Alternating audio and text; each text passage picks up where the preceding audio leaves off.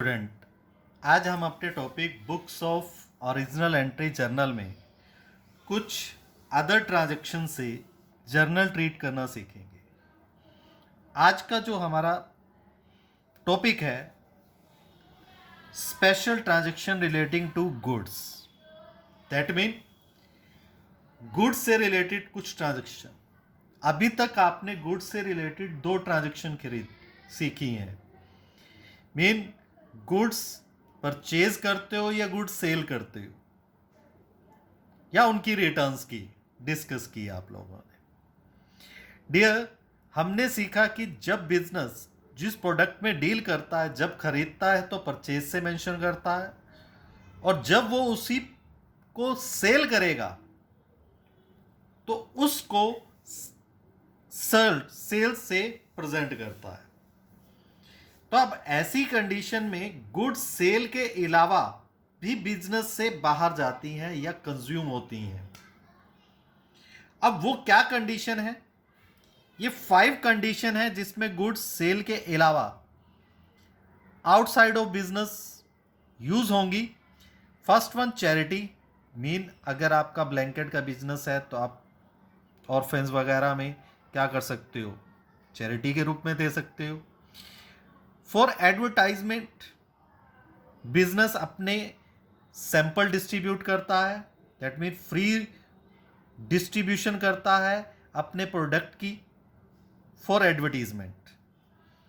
Loss by theft, that mean कोई employee उसको चोरी करके ले गया, गुम हो गई। दोनों ही कंडीशन लॉस बाय थेफ्ट की हैं। Loss by fire, fire mean godown में अगर आग लग गई तो उससे भी गुड्स क्या होंगी? यूज हो गई या आउटसाइड बिजनेस चली गई।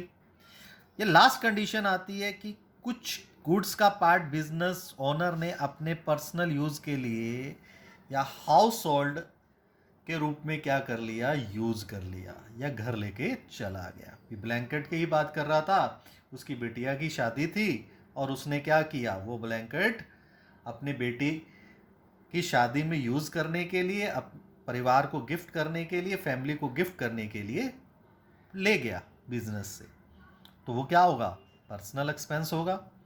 अब इन सब कंडीशन में जर्नल एंट्री कैसे की जाएगी? डियर, क्योंकि अब अगर आप पहली 4 कंडीशन देखें तो बिजनेस के लिए क्या है? लॉस है। 5th कंडीशन क्या है? पर्सनल यूज है।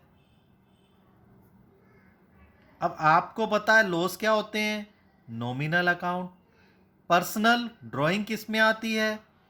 पर्सनल अकाउंट के अंदर, राइट डियर। अब ऐसी कंडीशन के अंदर जो लॉस हैं नॉमिनल अकाउंट का, तो उनको क्या कर दोगे? डेबिट कर दोगे। Charity account debit, advertisement account debit, loss by theft account debit, loss by fire account debit, drawing debit the receiver, owner personal use के लिए करेगा तो डेबिट द रिसीवर हो गया। That mean all accounts are debit. तो credit क्या करेंगे? Goods जा रही हैं लेकिन सेल नहीं हुई। गुड्स किस प्राइस पर लॉस हो रहे हैं? हम उस कंडीशन में प्रॉफिट जोड़ के तो लॉस नहीं मानेंगे ना। जिस प्राइस पर खरीदी गई उसी प्राइस पर लॉस मानेंगे। घर पे भी बिजनेस को प्रॉफिट थोड़ी देगा, कॉस्ट प्राइस पर ही लेकर जाएगा ओनर पर्सनल यूज के लिए। तो अब ऐसी कंडीशन के अंदर जब गुड्स आई थी तो हमने किस प्राइस पर दिखाई? कॉस्ट प्राइस पर दिखाई। तो इसीलिए इन कंडीशन में जब गुड्स जाएंगी, क्रेडिट व्हाट गोज आउट, तो आपको क्रेडिट क्या करना है डियर? परचेज अकाउंट को ही क्या करना है? क्रेडिट करना है। क्रेडिट क्या कर दोगे? Purchases account credit. Okay dear, clear? इसको हम कुछ ट्रांजैक्शन से समझें। जैसे फॉर एग्जांपल अगर आपको कहा जाए proprietor withdraw for personal use cash 20,000 and goods worth 10,000, तो क्या सीखा? पर्सनल यूज किस में आता है डियर? Drawing account. तो drawing account debit, debit the receiver. क्या क्या जा रहा है? कुछ कैश जा रहा है क्योंकि कैश भी यूज़ हुआ और गुड्स भी यूज़ हुई, तो ये दिए to cash account to purchases account, जैसा अभी हमने सीखा। दैट मीन ड्राइंग अकाउंट में टोटल कितना हो गया 30,000, कैश कितना गया बिजनेस से 20,000, credit what goes out real account, goods भी रियल लेकिन कॉस्ट प्राइस पर डिक्रीज करनी है, so to purchases account 10,000। Clear dear? This condition goods for rupees 50,000 were given away charity, sale price 60,000। अभी पीछे सीखा कि चैरिटी एज ए एक्सपेंस है, so nominal account then treat as debited to goods given की जा रही हैं, तो ऐसी कंडीशन में क्रेडिट क्या होगा, credit what goes out purchases account. अब लेकिन बात आती है कि 50,000 पर दिखाएं या 60,000 पर। स्पेशल मेंशन किया था बेटा, जब गुड्स सेल के अलावा आउटसाइड ऑफ बिजनेस जाएंगी तो किस प्राइस पर दिखाना है, कॉस्ट प्राइस पर, तो इसीलिए किस पर प्रेजेंट करेंगे 50,000 पर। क्लियर?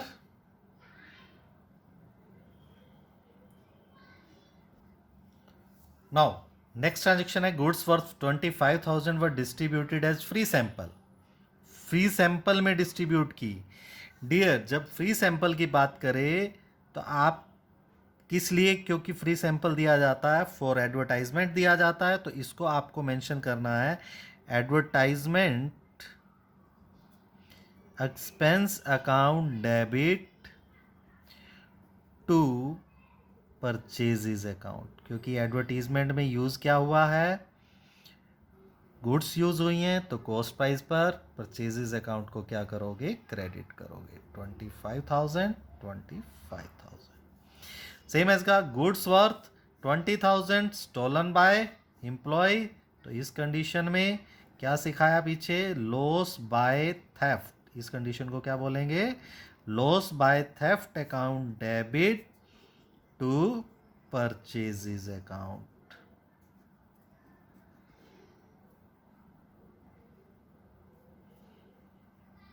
$20,000।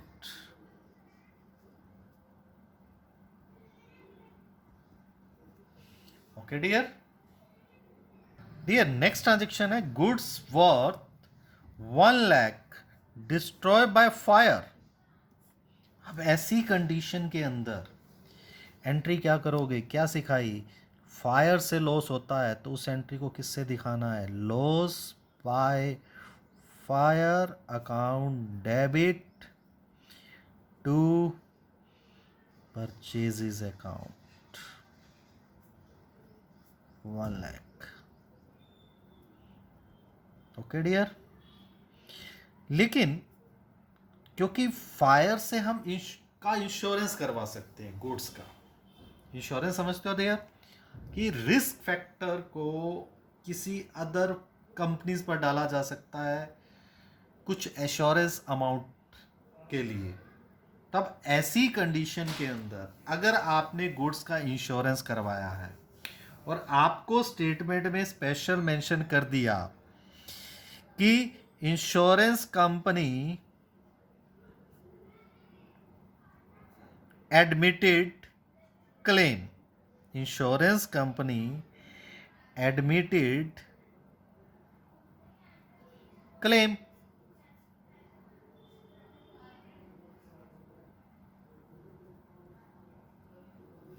या कह सकते हो कि insurance goods were insured and insurance company admitted claim full.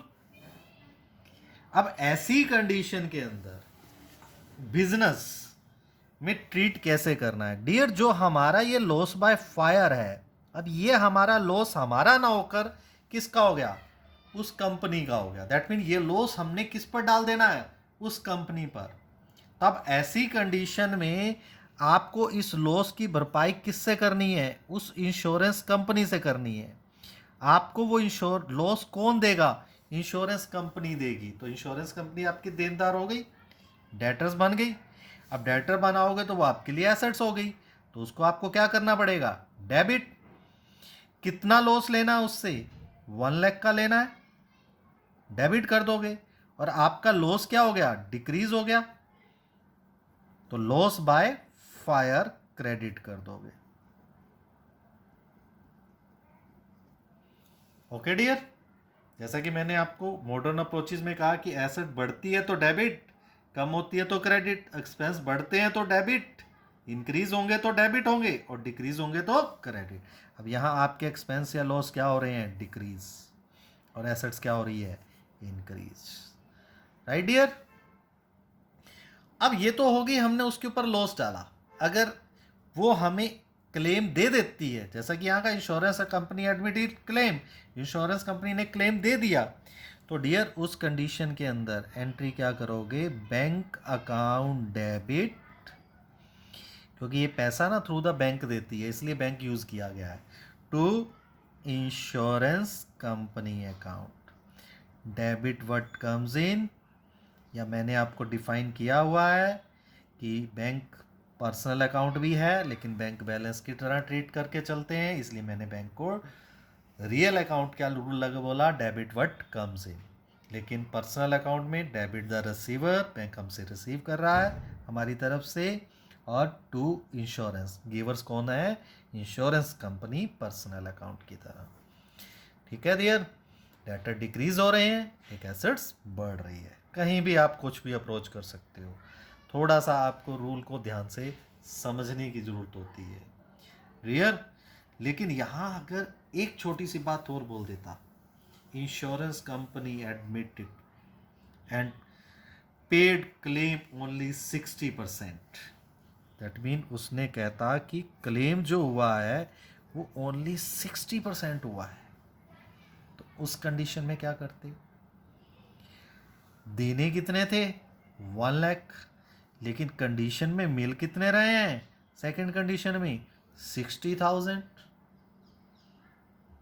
कितना अमाउंट कम बोला, 40,000। अब वो क्या हो गया बिजनेस के लिए, लॉस हो गया। अब लॉस बिजनेस कहाँ ट्रीट करेगा, वो मिलने वाला लॉस तो नहीं है ना, अब उसलिए उस लॉस को डायरेक्ट ट्रांसफर कर देगा अपने प्रॉफिट एंड लॉस अकाउंट में। तो उस कंडीशन में आपकी एंट्री क्या क्रिएट हो जाएगी, bank account debit 60,000, profit and loss account debit 40,000, to insurance company 1 lakh. ये कुछ स्मॉल ट्रांजेक्शन्स के लिए आपको छोटी छोटी बातें और ध्यान रखनी है। क्या होता है कि बिजनेस अपना वर्कलोड अकाउंटिंग बुक्स पर कम करने के लिए जो अननेसेसरी अकाउंट्स होते हैं उनको कंपाइल कर देता है, इकट्ठा कर देता है। कैसे कि जैसे ऑफिस के अंदर यूज होने वाली आयरन से फाइल कैबिनेट है, कंप्यूटर है, जब वो परचेज करेगा उनको, तो उनको अलग से नहीं मेंशन करता भी। जैसे अगर आपसे कहा जाए कि purchase iron safe for business for ₹1 lakh and payment made by cheque, अब ऐसी कंडीशन में वो ये नहीं कहेगा कि iron safe account debit to bank account. अब ऐसी कंडीशन में वो एक कॉमन अकाउंट क्रिएट कर देता है, और जिसको वो ट्रीट क्या करेगा, ऑफिस इक्विपमेंट अकाउंट, नाम बदल देगा उसका, टू बैंक अकाउंट, पेमेंट जिसके भी थ्रू होगी उस अकॉर्डिंग। मान लीजिए अगर 1 लाख की परचेज की है तो 1 लाख।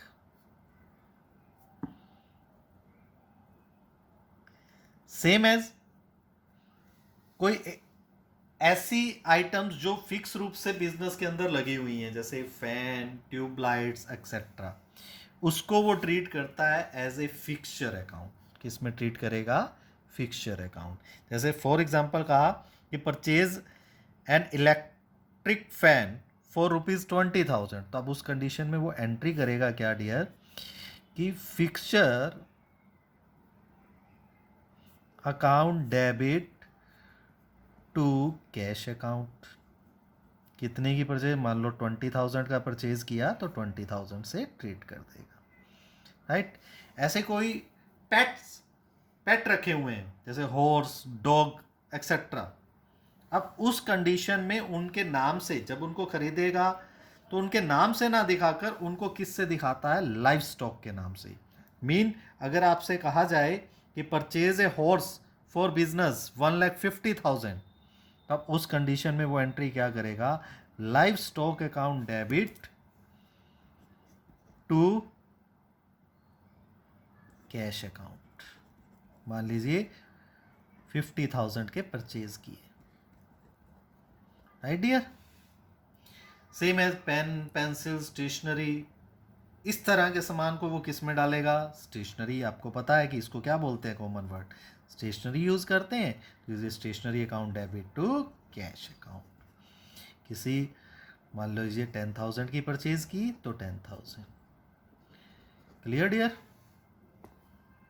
डियर एक अनदर टाइप की ट्रांजेक्शन है कि paid to landlord by cheque 1,20,000। Landlord को पेमेंट की गई फॉर रेंट के लिए। अभी तक अगर इतनी बात होती, आगे की स्टेटमेंट ना रीड करें तो हम करते क्या, बिजनेस के लिए रेंट पेड किया लैंडलॉर्ड को तो rent account debit to bank account. लेकिन उसने आगे एक वर्डिंग बोल दी, 1/3 of building occupied by the proprietor for residential use.